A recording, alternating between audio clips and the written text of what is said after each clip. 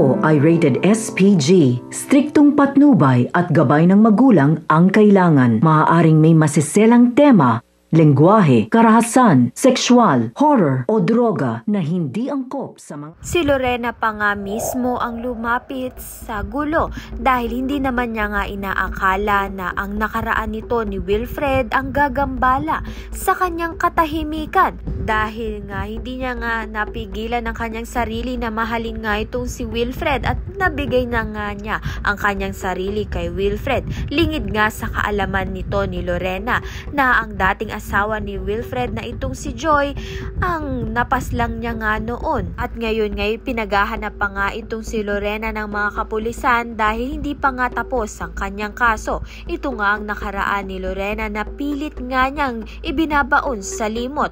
Ngunit wala na nga siyang takas dahil nga nag-propose na nga sa kanya mismo. Ito nga si Wilfred. Wala na nga siyang magagawa dahil nga ay may posibilidad na mabuntis nga siya dahil sa gabi na may nangyari nga sa kanila nito ni Wilfred. At isa pa nga ay napamahal na nga ang anak ni Wilfred kay Lorena. Subalit ito ngang si Ronnie ang gagambala rin sa katahimikan ni Lorena dahil isa nga rin itong si Ronnie ang sisira sa buhay ni Lorena. Kaya naman nga't yan at iba pa ang dapat natin pakaabangan. Maraming salamat sa iyong panonood.